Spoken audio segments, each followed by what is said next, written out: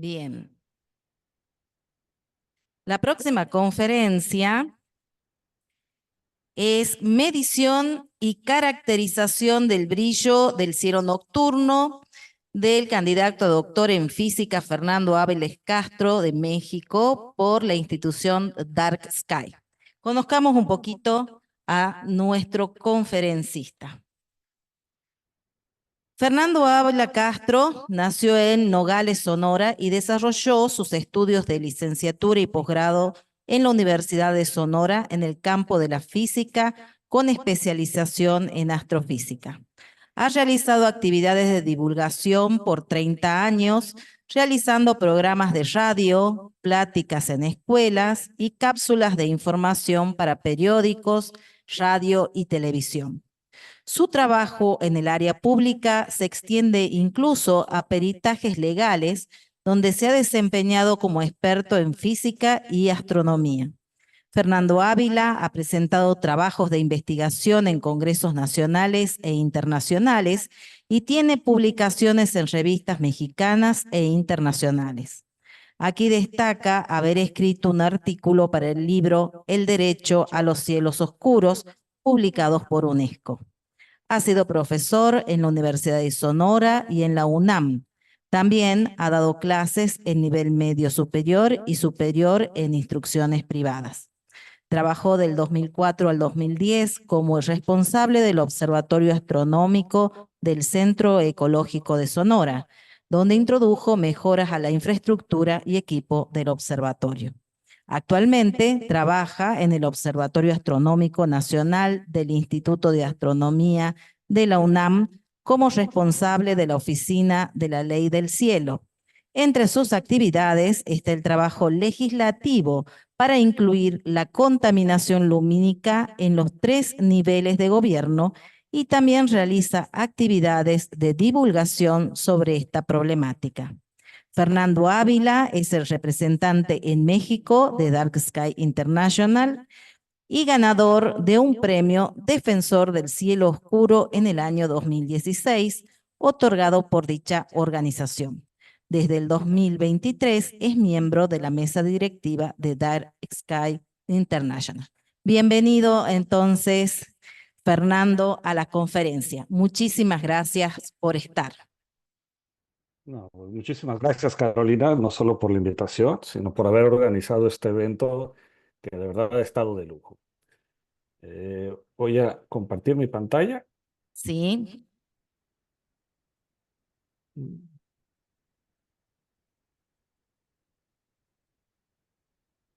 Me indican si pueden ver mi Ahí presentación. se está viendo la pantalla. Vamos a esconder esto.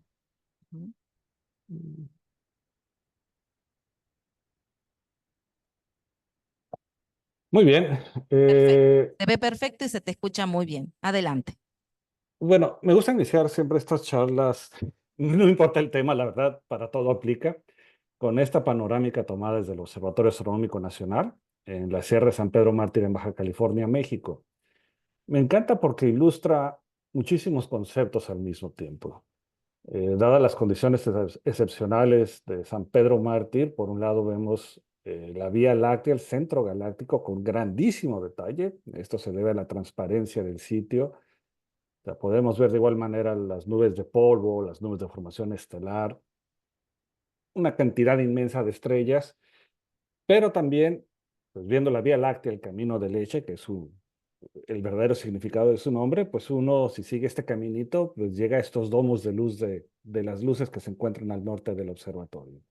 Estas luces artificiales, que a mí me gusta llamarlas el lado oscuro de la luz, pues bueno, nos complementa, nos informa de muchísimas cosas. Y de hecho esta imagen es muy parecida a una que ya se ha mencionado en estos días, que es esta que usamos para medir, bueno, no realmente medir, sino para describir la calidad de los cielos, la escala de Bortle. Con la escala de Bortle tratamos de hacer precisamente una descripción sencilla de qué tan oscuro es un sitio, de cuántas estrellas podemos ver. Es una escala que simplemente va de un cielo muy urbano, muy iluminado, donde solo ve las estrellas más brillantes, hasta los sitios excepcionales en las reservas, observatorios astronómicos y en los puntos más alejados del planeta. Sin embargo, es una escala que es muy gruesa, precisamente entre un punto y otro, y se pierde mucha información, se pierden muchos detalles. Depende mucho también a simple vista, pues, de nuestra calidad de ojos. Y si uno quiere ya empezar a tomar datos de manera más seria, pues necesitamos ir mucho más allá. Y ese es el propósito de la charla del día de hoy, tratar de ver cuáles mecanismos, cuáles métodos podemos aprovechar. Otro comentario que me mencionaban en las charlas de ayer era que precisamente en estos trabajos de certificación, ya sea por parte de Dark Sky International o Starlight, a veces la parte más difícil era precisamente llevar un estudio, un monitoreo de la calidad del cielo, de darle este seguimiento. Y pues se entiende, hay muchos conceptos detrás y vamos a ir viendo poco a poco, no me extenderé demasiado en detalles, no los quiero abrumar, pero nos va a dar una idea.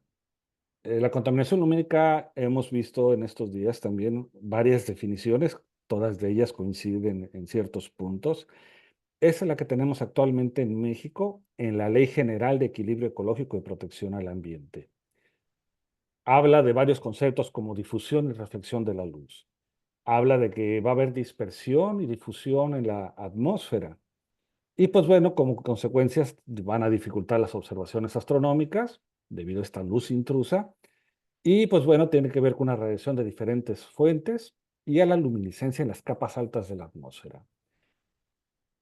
Ahora vamos a tratar de descifrar este texto de un lenguaje muy legal a algo más aterrizado, pasando por unos conceptos científicos. Vamos a ir desmenuzando.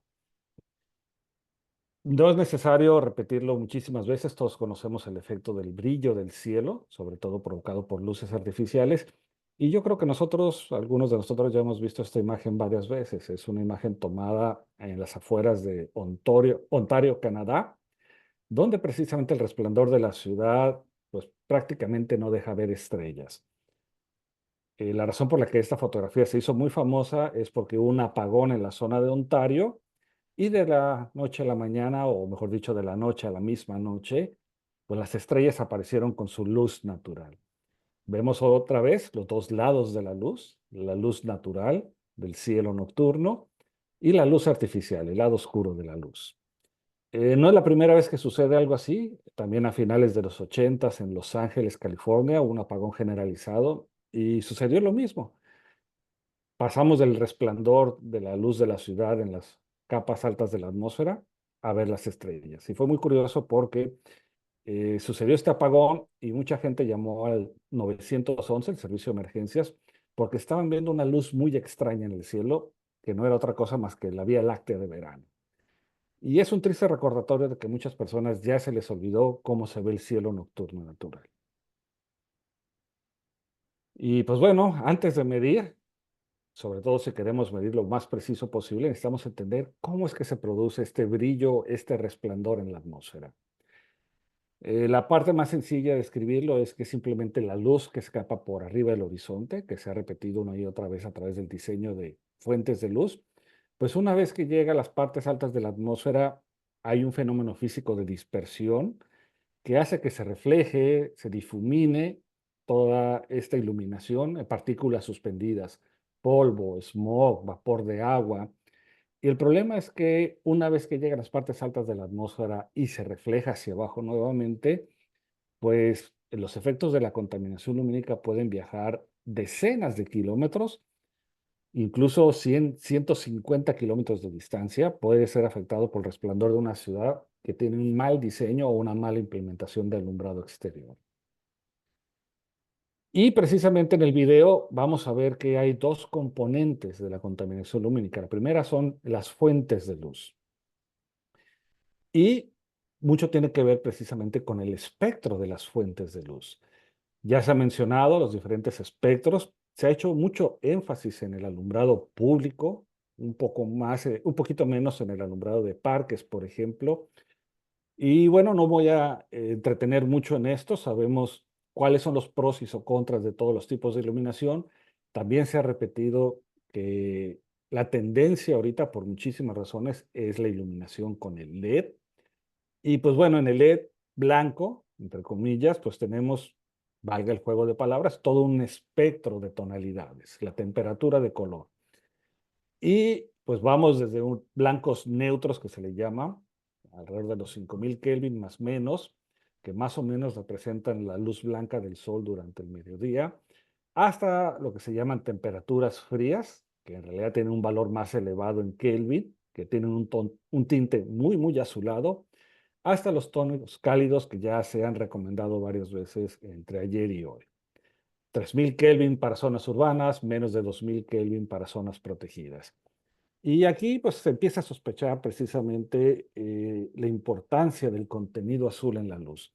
Ya se ha hecho referencia al problema del pico de luz azul en sistemas biológicos, en los sistemas circadianos de los seres vivos, pero tiene que ver mucho con su dispersión en la atmósfera. Sobre todo ahora que LED los podemos ver desde el espacio, cómo se han ido migrando a las grandes ciudades. Por ejemplo, esta es una imagen de la Estación Espacial Internacional de la ciudad de Guadalajara, Jalisco, en México, donde ya vemos que el centro de la ciudad ha sido reemplazado por luminarias LED blancas, fácilmente arriba de 4000 Kelvin, y vemos también cómo la periferia de la ciudad todavía no ha sido modernizada, entre comillas, porque todavía tiene la luz ambarina de las lámparas de vapor de sodio. Esto es para muchísimo análisis. Un problema que vamos a tener siempre con la contaminación lumínica es que las ciudades siguen creciendo.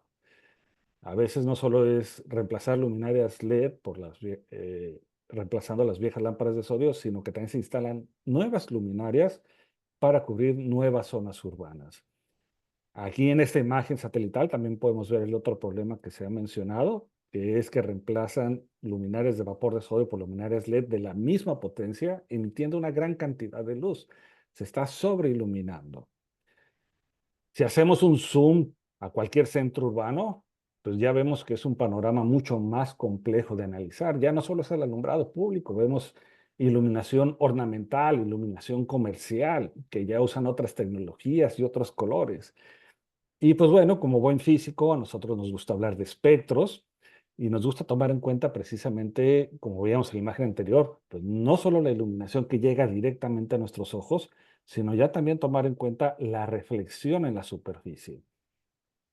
Se mencionaba también en estas jornadas cómo la diferencia de la superficie, un asfalto rugoso, oscuro, que tiene una dispersión a nivel de suelo, a comparación de un concreto hidráulico, que es mucho más liso y reflejante, que si bien no llega a una reflexión tipo espejo, sí contribuye mucho, es una contribución secundaria a la luz que escapa por arriba del horizonte. Y eso hace también importante el control de la intensidad en la iluminación.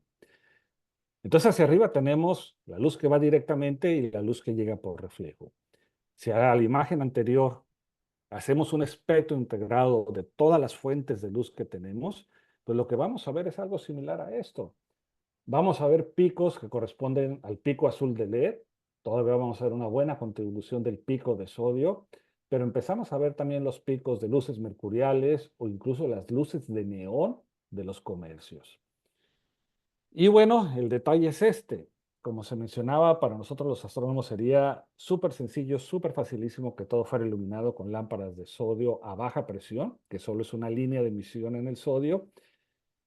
Y pues el espectro del cielo, tú verías esta línea de sodio y podrías quitarla fácilmente. Pero cuando tienes todas estas contribuciones de todas estas fuentes de luz, ya tu espectro del cielo se ve más complicado de limpiar, porque vas a ver también ese pico del azul, vas a ver ese pico del sodio, muy obvio, y los picos mercuriales. Entonces ya para los astrónomos se nos está complicando porque no es tan sencillo limpiar nuestros datos científicos. Y precisamente con toda esta diferencia de fuentes, con toda esta diferencia de picos de emisión, pues vamos con la segunda componente de la contaminación lumínica, que es la dispersión en la atmósfera. Esa imagen me encanta, tomada en el desierto de Sonora, porque podemos ver aquí en el horizonte tres domos de luz. Son tres poblaciones que ya han cambiado a luminarias LED blancas. La única diferencia es la distancia. Podemos ver de izquierda a derecha cómo vemos un domo rojizo, el que sigue es un domo más amarillento y finalmente es un domo blanco azulado. Y aquí se hace muy notoria precisamente el efecto de la dispersión atmosférica, de cómo afecta de diferente manera a los colores. A pesar de estar más lejos, el rojo sigue transmitiéndose por la atmósfera y el azul lo perdimos en el ejemplo de la izquierda. Pero en el derecho, que está mucho más cerca de nosotros, pues prácticamente vemos el espectro completo sin mucha pérdida. Y es que precisamente, entrando un poquito en la parte de la física, tenemos dos fenómenos de dispersión diferentes en la atmósfera. Uno es mucho más pronunciado, es el de Rayleigh, otro es el de dispersión de Mie. Y bueno, tiene que ver precisamente con el tamaño de las partículas que van a dispersar la luz. La dispersión de Rayleigh, que es la más conocida y que precisamente causa el efecto de la imagen anterior, la luz azul se va a dispersar más en la atmósfera, va a crear más resplandor. Pero si ya, por ejemplo, tenemos partículas más grandes como polvo, polen, cuando hay incendios forestales, por ejemplo, ceniza, ya es una dispersión más uniforme. Entonces, por ejemplo, se puede dar que en ciudades con gran contaminación ambiental pueden darse los dos efectos a diferentes capas atmosféricas. Y eso nos va diciendo más o menos cómo se va produciendo ya finalmente el resplandor del brillo del cielo. Y es interesante, por ejemplo, aquí en el Observatorio Astronómico Nacional tenemos al norte una ciudad muy grande, más o menos 1.200.000 habitantes, pero que por sus condiciones también tiene una grandísima contaminación ambiental. Es una zona desértica, tiene mucho polvo y tú dentro de la ciudad vas a ver muy pocas estrellas, porque esta capa de polvo y de contaminación te refleja mucha luz, la dispersa de manera horizontal, pero al observatorio, que está a 150 kilómetros de distancia, en realidad no le afecta mucho en el cenit. Todo se filtró en la capa baja de la atmósfera. Y esto aquí ya nos está indicando que no es tan sencillo hacer un modelo de dispersión. Tiene que ver mucho la contaminación local, como ya comentaba, la topografía, a qué altura sobre el nivel del mar, si estás en una planicie, si estás en una montaña, incluso si hay una montaña, una cordillera que te está bloqueando la luz de la ciudad. ¿Cuántas fuentes de iluminación? ¿Cuántas son LED? ¿Cuántas son vapor de sodio? ¿Cómo está tu control de iluminación comercial, residencial y ornamental? Y también las condiciones meteorológicas. Si hay humedad, si es muy seco, todo esto influye en los fenómenos de dispersión. Ya por eso hacer un modelo de dispersión es un esfuerzo multidisciplinario.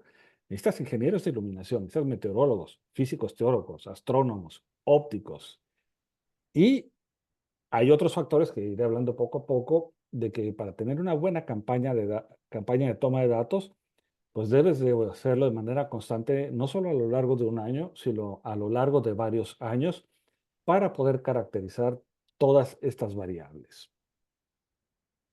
Por ejemplo, esta es una imagen satelital de la parte norte del estado de Baja California. Por ahí en un puntito en el centro, hacia abajo, está el Observatorio Astronómico Nacional. Vemos las fuentes de luz de las diferentes comunidades a los lados y hacia el norte. La mancha más grande de luz es toda una zona metropolitana este, binacional, porque soy la ciudad de Tijuana, Tecate, Rosarito en México, pero ya es continuo con la ciudad de San Diego en Estados Unidos. Y lo interesante aquí es que si ven del lado izquierdo de la península, es un terreno muy montañoso. Del lado derecho tenemos un desierto, que de hecho es de los desiertos más calientes del planeta. Entonces, por ejemplo, la composición atmosférica es muy diferente. Del lado izquierdo llega la corriente marina del Pacífico, pero por la cordillera montañosa esta humedad se queda en las costas. Tenemos mucha humedad en las costas. Por el otro lado, en la zona del desierto, el viento hace que las nubes de polvo se levanten y se queden suspendidas. Y eso te hace que en un espacio pequeño de distancia, 200 kilómetros, tu dispersión va a ser muy, muy diferente. Y eso va a tener un efecto, sobre todo cuando queremos pasar de solamente las fuentes de luz a los mapas de contaminación lumínica que ya conocemos. La dispersión precisamente va a amplificar el efecto de la contaminación lumínica y vamos a ver que es un problema mucho más extendido que simplemente ver las fuentes puntuales de luz. Y bueno, ya que más o menos vamos entendiendo cómo se genera el brillo del cielo, cuáles son las variables que lo afectan. Pues bueno, vamos ahora al problema de cómo vamos a medir este brillo del cielo. Los astrónomos usamos una unidad que se llama magnitud. Es precisamente una unidad de brillo de un objeto astronómico y es una unidad viejísima. Ya hay Parco hace muchísimos siglos la usó para caracterizar el brillo de las diferentes estrellas. Es muy notorio cómo hay estrellas muy brillantes como Sirio, Vega, Rigel, Canopus, o estrellas que son mucho más débiles que apenas se ven. Y si tienes algún impedimento visual, pues simplemente no puedes verlas. Tratar de ver, por ejemplo, el asterismo de las Pléyades es una buena prueba de agudeza visual. ¿Cuántas estrellas puedes ver a simple vista? Y algo que siempre confunde cuando hablamos de magnitudes es que la escala va aparentemente al revés. Los objetos más brillantes incluso pueden tener unidades negativas. O sea, por ejemplo, la luna llena tiene una magnitud aparente de -12. Y en cambio, nuestra límite visual de una estrella sería de sexta magnitud. Y es que, bueno, la palabra magnitud también significa importancia. Y para Hipparco, cuando introduce esta escala, pues obviamente las estrellas más brillantes eran las estrellas más importantes. Entonces, una estrella de primera magnitud, pues iba a ser mucho más importante que una estrella de tercera magnitud. Y bueno, poco a poco se fue perfeccionando esta escala, se fue estandarizando. Si antes era, como decimos en México, al tanteo, la diferencia entre una magnitud y otra, ya después se estableció una escala logarítmica y esa escala logarítmica permitió extenderla a unidades negativas, ¿no? Como la luna llena, el sol o algunos satélites artificiales hoy en día. Pero empezamos a ver ciertas cosas curiosas. Si mi límite visual es una estrella de sexta magnitud en las mejores condiciones, ¿por qué de repente vemos unidades del brillo del cielo que dicen 16 magnitudes, 18 magnitudes? ¿Cómo puedo ver eso? ¿Cómo concilio esta aparente diferencia de medirlo? Y bueno, aquí vamos viendo ya precisamente cómo nos gusta complicarnos la vida a los astrónomos. Porque precisamente la magnitud nace para medir objetos puntuales. Pero ¿cómo vas a medir la magnitud de un objeto difuso? Una galaxia, por ejemplo, o un cometa. Los cometas principalmente son un dolor de cabeza, sobre todo cuando se hace publicidad en redes sociales. Se acaba de descubrir un nuevo cometa, se estima que va a tener un brillo de magnitud 3. Y uno puede pensar, magnitud 3, genial. Eso significa que es tan brillante como un Pollux, por ejemplo, una estrella eh, en la Osa Mayor o alguna otra estrella de ese tipo, ¿no? Voy a poderlo ver a simple vista. El problema es es que la magnitud nace como una unidad puntual, pero cuando quieres medir un objeto difuso, haces trampa. Tomas la luz que viene de todo el objeto, o sea, por ejemplo, vean esta galaxia de Remolino, pues tomas toda la luz que viene ahí, la sumas y la pones de manera puntual. Entonces significa que esa magnitud 3 que tú querías para tu cometa, en realidad es una magnitud 3 que está desparramada, que está distribuida en toda el área del cometa. Y eso significa que un pequeño segmento del cometa en realidad puede tener una magnitud 8 o 9, muy por debajo del límite de la vista humana. Entonces, pues vamos viendo que si bien la magnitud es una unidad puntual, tú puedes tomar una unidad de área y sumar toda la luz que viene ahí y asignarle un valor de una magnitud. Y bueno, estas definiciones las voy a dejar por aquí, que van más del terreno de los diseñadores e ingenieros de iluminación, pero que nos van a ser útiles más adelante. Los astrónomos tenemos nuestras unidades, los especialistas en iluminación tienen otras. Y bueno, ya que más o menos vamos entendiendo el problema, ya que más o menos vamos entendiendo qué es lo que vamos a medir, pues hay diferentes maneras de medir el brillo del cielo. Las mediciones en tierra fueron las primeras, de hecho, ya hace más de 50 años se empezaron a hacer. Esta es una de las primeras referencias que encontré por ahí, precisamente en la Universidad de California, que estaban buscando un sitio para instalar un observatorio. Estamos hablando de 1970 ya. Ya en esa época la tecnología electrónica empieza a tener auge y se empieza a aprovechar.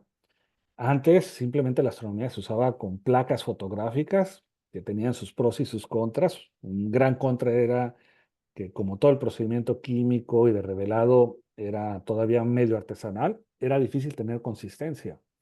Ya con dispositivos electrónicos, aunque fuesen muy primitivos, pues ya te permitía tener cierta consistencia, que es lo que buscamos. Merle usó un fotómetro. Un fotómetro simplemente te convierte cuentas de luz en una respuesta eléctrica. Sin embargo, Merle lo que tiene es que empieza a estandarizar cómo se va a medir. A Merle lo que hizo es que a su fotómetro le puso un diafragma al frente, de tal manera que lo que ese fotómetro estaba viendo era equivalente a un segundo de arco cuadrado en el cielo, una unidad de área.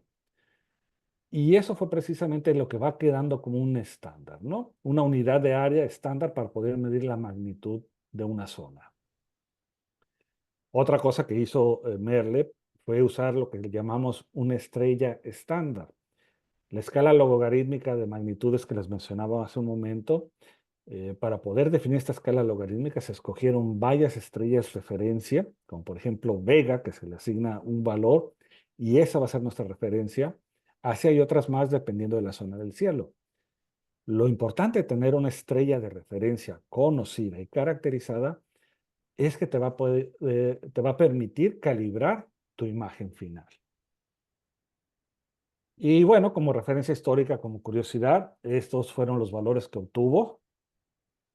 Podemos ver que en diferentes bandas, la más usual es la V, V de vaca, como le quieran llamar, pues muy cercana al ideal de 22 magnitudes, como pueden ver, por segundo de arco.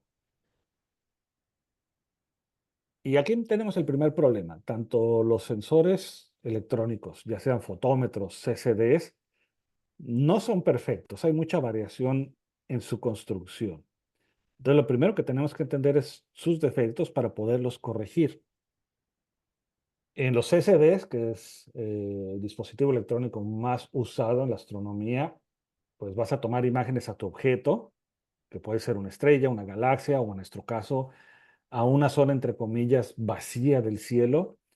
El problema es que tu CCD, al ser un dispositivo electrónico que en su base es un semiconductor que le tienes que aplicar un voltaje para que funcione, vas a tener ruido eléctrico.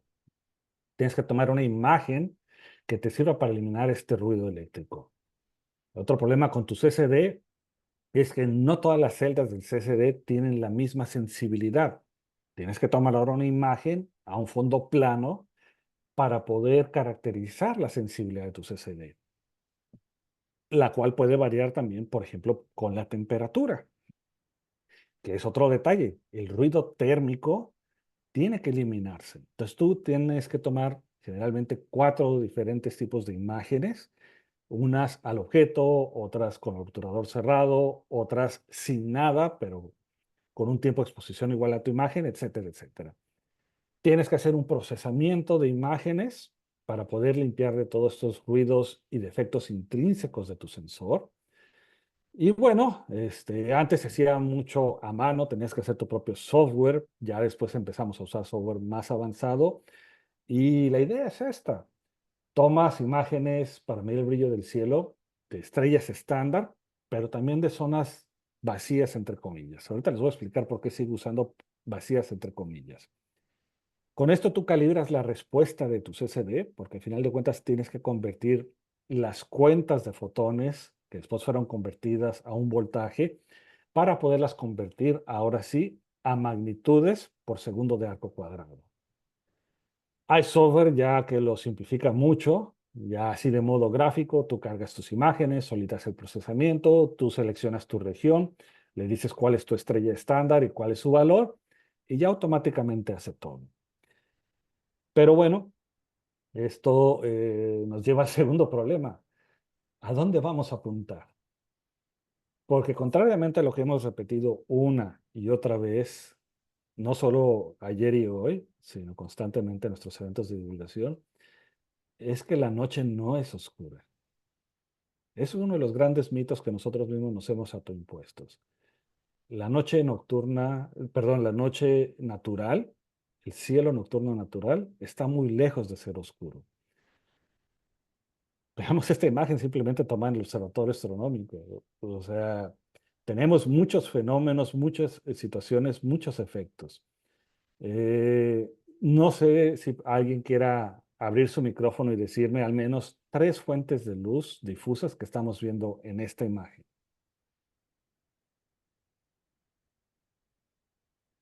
Pero 3 fuentes de luz difusa que se ven en esa imagen. Bueno, acá tenemos a Enrique Chávez. Exactamente, es fascinante toda la luz que hay en el universo, sí. Eh, yo veo como un halo de luz en la imagen. Esa sería una, ¿sí? Vamos contando con una. A ver, Yo puedo opinar, Caro, buena sí, por tarde. supuesto. Abran micrófono los que están del otro lado del Zoom, no se me duerman. Hey, Creo que otra, mi estimado compatriota, es precisamente la luz de los otros astros que hay en el universo, ¿no? ¿con cuáles? Pues, todas las estrellas, todos los soles, todos, ¿no? Y la reflexión de esa luz, de esa misma luz, en las lunas o en las que no cuentan con luz propia. No son las menos, pero vale, cuenta. ¿Ok? Nadie más se anima a hablar acá. Ujú. Vas a tener que darnos la respuesta directamente, Fernando. Muy bien, Por la favor. que mencionabas, este resplandor que se ve Sí. hacia el horizonte no es contaminación única de las ciudades, es un fenómeno natural de la atmósfera, lo que llamamos air glow, el brillo Perdón, del ¿cómo es el nombre? air glow, brillo Ajá. del cielo. Y eso es un fenómeno que tiene que ver con la actividad solar. Durante el día, la luz del sol, particularmente la de alta energía como ultravioleta, ioniza las moléculas de la capa alta de la atmósfera y en la noche se empieza a recombinar las moléculas y emiten luz. Esto es un fenómeno que vas a ver en sitios muy oscuros. Aunque sea una fotografía de baja exposición, tú vas a ver el air glow.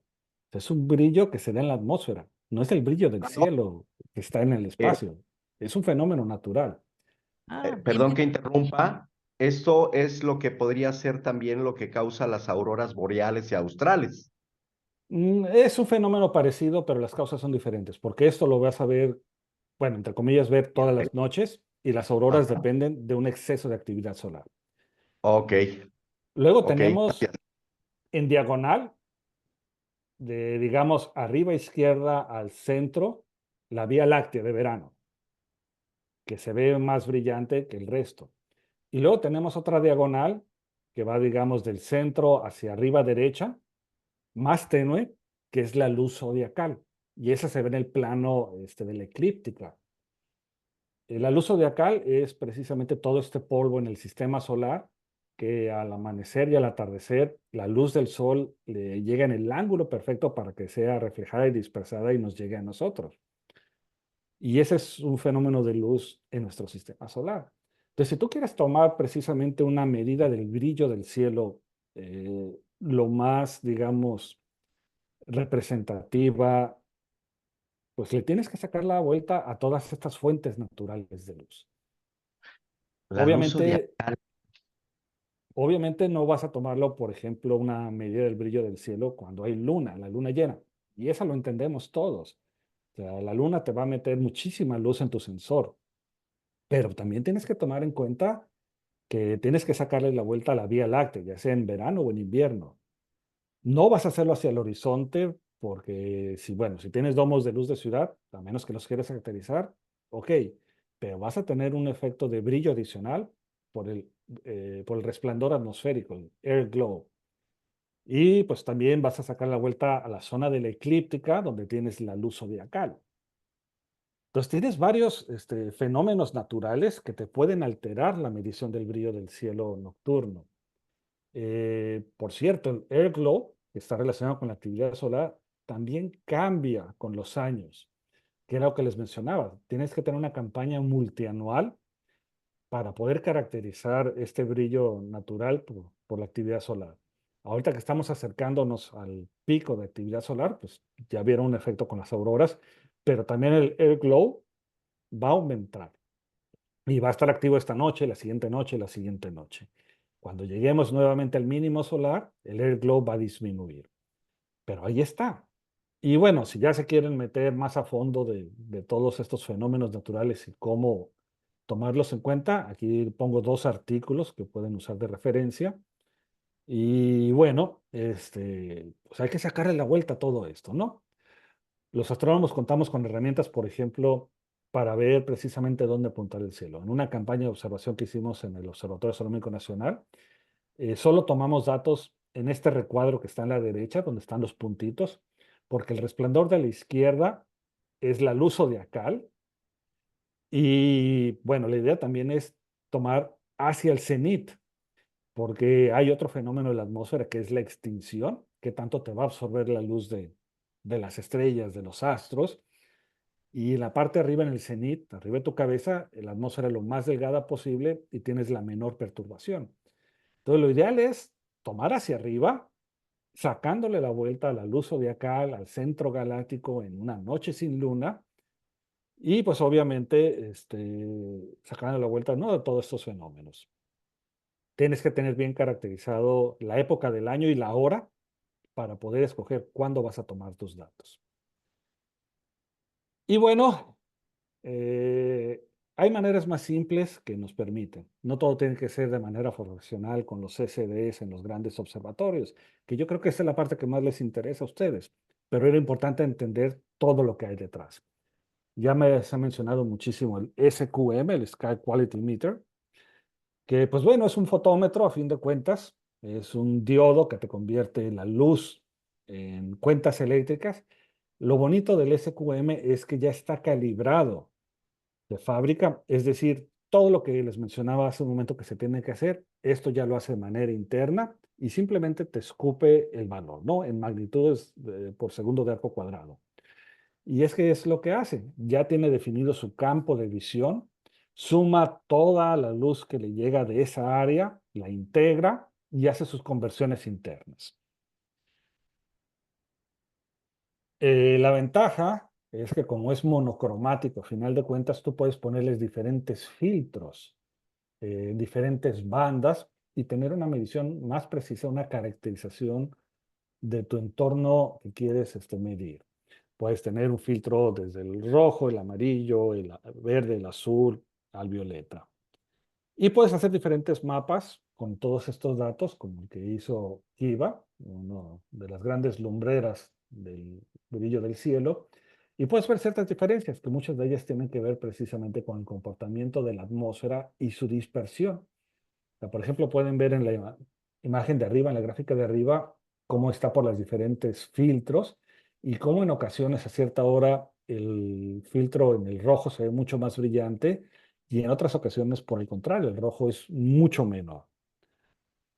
Ventajas: el SQM es económico, lo puedes conseguir en muchísimas partes, es relativamente preciso, eh, es portátil, hay modelos tanto que los puedes instalar o puedes traerlo simplemente en la mano.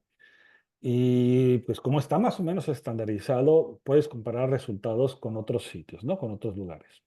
Contras: no es tan preciso como un CCD, es un fotodiodo y aunque viene calibrado de fábrica, esta calibración se puede perder con el tiempo. De igual manera, la sensibilidad del fotodiodo puede variar con la temperatura, por eso es muy importante que tomen ese registro también cuando toman sus datos con un SQM. ¿A qué temperatura lo tomaron? Se supone que el SQM tiene un sensor de temperatura, pero nuevamente no es tan preciso como quisiéramos. Y bueno, si es longevo o no, depende de dónde lo instalen. Yo había instalado uno en la ciudad de Mexicali, Baja California. El detalle con Mexicali es que es una de las zonas más calientes del planeta. En verano, la temperatura ambiental a la sombra puede llegar a los 50 grados. Ahora un SQM instalado que le da la luz del sol todo el día sin ninguna sombra, la temperatura puede llegar a 80 grados. Y bueno, de todas maneras se pudieron tomar datos muy interesantes. Esta gráfica me gusta porque muestra 2 detalles. Vemos cómo al lado izquierdo empieza a oscurecer, o sea, la escala está al revés. y luego de repente vemos un pico y luego se recupera. Esa medida que se tomó en 2015, ese resplandor que de repente entró en el sensor, fue de los primeros lanzamientos de SpaceX que fue captado por el sensor. O sea, ya era el atardecer, ya había anochecido y de repente hace el lanzamiento de SpaceX en California, aproximadamente a unos 130 kilómetros de la ciudad de Mexicali, y quedó captado el sensor. El otro detalle es que vemos conforme pasa la noche, la oscuridad va aumentando. Puede haber dos explicaciones. Una es que los negocios, los comercios, restaurantes, etcétera, etcétera, van apagando las luces cuando dejan de operar. Y la otra es que precisamente el polvo suspendido por todo el tráfico se empieza a precipitar, ya no refleja tanto. Y bueno, es una explicación que tenemos por qué en la noche, en esta ciudad en particular, el brillo del cielo no es constante durante toda la noche. Por eso es importante tomar en cuenta tu geografía y tu clima local. Y el problema es que el SQM no sobrevivió el primer verano, así quedó cocinado después de tener varios días a 70, 80 grados en pleno sol de Mexicali. Pero bueno, la buena noticia es que otros SQMs que hemos tenido en el observatorio astronómico, comparados con datos de telescopios del observatorio, son consistentes. El equivalente en el filtro B del telescopio lo tenemos aquí en el centro. Podemos ver con su variación y comparado con el valor que nos da el SQM es muy, muy similar a lo que se hizo también en este estudio de 2016, que ya también lo referencié hace un momento, es que precisamente se toma en cuenta la contribución de la luz zodiacal, de la actividad solar, y precisamente nos permitió tener datos más precisos, poder compensar con esto. De fotómetros, el SQM no es el único. La Complutense de Madrid tiene el TESS. Y bueno, tiene muchas ventajas el TESS sobre el SQM. Una ventaja que tiene es que tiene un sensor de nubes, es un fotodiodo, pero ahora en el infrarrojo. Es una plataforma distribuida de tal manera que tú tomas datos con el SQM, automáticamente se manda a la Complutense y en su plataforma vas a tener una gran cantidad de información. Te va a medir la temperatura ambiental, te va a medir la capa de nubes, te va a generar gráficas y te va a indicar cuáles han sido tus valores máximos de oscuridad. Está muy bonita la plataforma, muy útil, puedes exportar estos datos y hacer tu propio análisis. La diferencia del TESS con el SQM es su banda de respuesta, es mucho más amplia la del TESS, mucho más plana, y se supone que está mejor calibrado con una mejor tolerancia. Es decir, en teoría el TESS te va a dar mejores resultados, más cercano a lo científico que obtendrías con un telescopio CCD profesional, pero de una manera más sencilla y asequible. Todos estos al momento es lo que se le llama datos unidimensionales. Solo estás midiendo un valor del brillo del cielo, estás asumiendo que es hacia el cenit. Pero a veces queremos información fuera del cenit y ya, por ejemplo, tenemos otros métodos como una cámara All Sky. Hay varias implementaciones, por ejemplo, en Cerro Tololo tienen algo similar a esto. Es una cámara DSLR comercial con una lente ojo de pescado, de tal manera que pues tú vas a tener toda la panorámica de horizonte a horizonte de tu cielo. Eso tiene muchísimas ventajas. Te va a permitir medir la influencia de los domos de luz de las ciudades, por ejemplo, y poder ir monitoreando con el paso del tiempo si las implementaciones de alguna legislación o norma tienen efecto o no en reducir este domo de luz. La idea es precisamente tomar mediciones radiales a diferentes alturas sobre el horizonte. Idealmente en el cenit vas a tener el punto más oscuro, pero como mencionaba, te va a permitir caracterizar el comportamiento de las zonas poblacionales cercanas a tu sitio de interés. Y puedes hacer este tipo de diagramas, precisamente va a ser zonas más oscuras fuera de las ciudades, zonas más iluminadas rumbo a las zonas urbanas. Y bueno, te da muchísima información. El problema es que como es una cámara digital, el problema es la calibración. Hay mucha variación de sensores de marca a marca, incluso de modelo a modelo. Necesitas tener una fuente artificial calibrada para poder precisamente calibrar las imágenes que tienes. Y ya hay implementaciones que te venden como un paquete todo esto, te venden ya una cámara calibrada con una lente caracterizada, con el software que te hace la conversión de, de tu fotografía, porque al final de cuentas es una fotografía a magnitudes por segundo de arco cuadrado. Los pros, pues es económica. En teoría, cualquier cámara digital te sirve, te la puedes llevar a todos lados.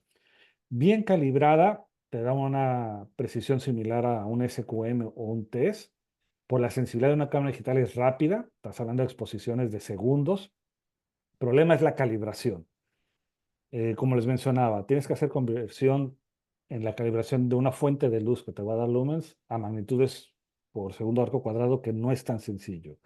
A diferencia de un SQM o un TES, no le vas a poder colocar filtros para medir en diferentes bandas. Y el otro detalle es la calidad de tu lente hemisférica u ojo de pescado. Puede haber distorsiones que tienes que caracterizar también para corregirlas. Y bueno, otra vez la Complutense hace esto. Agarra su test, que ya les platiqué, y lo pone en una montura automatizada con su motorcito, de tal manera que hace un mapeo automático de la bóveda celeste. Y eso es genial, porque con un teléfono inteligente, pues hace este escaneo, este barrido de todo el hemisferio y te genera un mapa del brillo del cielo. No va a tener todo el detalle de una cámara all sky, pero es ahora sí que plug and play, conectas y usas y generas los datos. Y no solo generas estos mapas reconstruidos, también vas a generar archivos de texto que tú después puedes analizar y te da una cantidad de información brutal. Por ejemplo, en Montana, el capítulo o sección de Dark Sky International Montana, por ejemplo, tienen uno de estos. Pueden ver en la izquierda cómo están las luces encendidas de una comunidad y cómo después a otra hora, cuando apagan las luces de la comunidad, pues cómo cambia el brillo de todo el cielo, ¿no? No solo ese punto brillante. Entonces está muy bonito, mucha información útil, muy bien calibrado, es relativamente económico, es relativamente portátil, viene en su caja de uso rudo para que lo puedas transportar, muy buena precisión, viene calibrado. Contras, hay dudas sobre qué tan robusto va a ser el mecanismo de la montura. Como no lo puedes poner de manera permanente, pues tienes que tener tu tripié fotográfico, poner el motor, poner el TAS, y pues eso te va a llevar tiempo, ¿no? Y en sitios oscuros hacer un barrido completo de toda la bóveda celeste, pues puede tomar hasta 15 minutos. Puede ser relativamente tardada, pero bueno, en esos 15 minutos muy bien te puedes tender en el suelo y ver las estrellas mientras el aparatito hace lo suyo. Hay otras maneras de medir el brillo del cielo. Ya les mencioné las más relevantes desde tierra, pues también lo podemos hacer desde el espacio. Por ejemplo, todos conocen ya la plataforma de Light Pollution Map, que usa el satélite BIRS con sus pros y sus contras.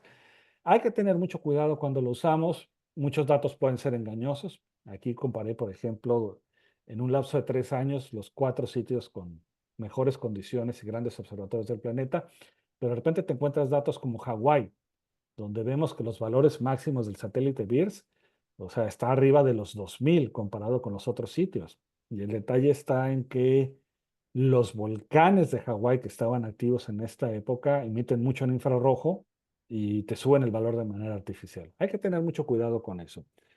No me voy a meter mucho con la medición espacial de la contaminación lumínica. Para esto se lo voy a dejar a nuestro gran amigo Alejandro Sánchez de Miguel, que precisamente les va a hablar en la siguiente charla sobre este tema. Así que yo aquí le voy a cortar con la toma de datos espaciales y la medición del brillo, se lo dejo a él completamente. Pero para cerrar, una manera excelente es la ciencia ciudadana. Pues básicamente es usar nuestros ojos como un fotómetro, de tratar de ver cuántas estrellas podemos ver en un punto. Obviamente en zonas urbanas vamos a ver muy pocas estrellas en la constelación de Orión, que todo el mundo conoce, a comparación de un cielo oscuro perfecto, donde ya ni siquiera puedes distinguir la constelación de tantas estrellas que hay. Globe at Night, todo el mundo sabe que recopila estos datos a través de su plataforma en línea, que lo puedes ver desde tu smartphone, tu teléfono inteligente, porque además la ventaja es que va a autodetectar desde dónde estás haciendo la observación, te va a preguntar si está nublado, si hay humedad, si tienes árboles cerca, si tienes una luminaria cerca, Y todos estos datos son una plataforma que precisamente el año pasado usaron los datos de Globe at Night para presentar un artículo de ver la tendencia en el mundo de los últimos 11 años del brillo del cielo. Lo más bonito de Globe at Night es que es una experiencia colectiva. Como herramienta de divulgación es tremenda. Puedes tener todo un grupo de personas haciendo su apreciación del brillo nocturno. Y bueno, aunque si no es tan preciso como los métodos anteriores, y hay una medición subjetiva porque no todos tenemos la misma calidad de visión, aunque usemos lentes, el hecho que, por ejemplo, un grupo de 10 personas, 15 personas lo pueden hacer de manera simultánea, de alguna manera normaliza los valores, los acerca a lo que realmente debería de ser. Y la verdad es que como herramienta de divulgación, poder medir de manera colectiva el brillo del cielo es una herramienta tremenda, sobre todo porque nos va a ayudar a crear conciencia en la población, porque podemos hacer este ejercicio en el centro de la ciudad, en la orilla de la ciudad o en una zona rural, y las personas van a ver directamente con sus ojos la gran diferencia que hace el exceso de iluminación artificial. Y sobre todo, esta toma de datos va a ser utilizada para hacer ciencia de verdad, ciencia que será publicada y que nos ayudará a entender precisamente las tendencias del brillo del cielo nocturno. Ya con esto cierro, no me quiero pasar más, que me estoy acercando a la hora y pues les doy muchísimas gracias por su atención. Muchísimas gracias por tu exposición. Acá tengo una consulta antes de que cierres micrófono. Entonces, entonces, ¿el Air Glow es polvo astral iluminado por el sol de nuestro sistema solar? No, esa es la luz zodiacal. El Air Glow es en nuestra atmósfera. Bien. Y por otro lado, hemos visto que tenemos varios sistemas para medir el brillo del cielo. Teníamos uno de 1 a 7, 8, y después teníamos el del SQM. ¿Desde qué graduación hasta cuál va y cuál es la que es mejor?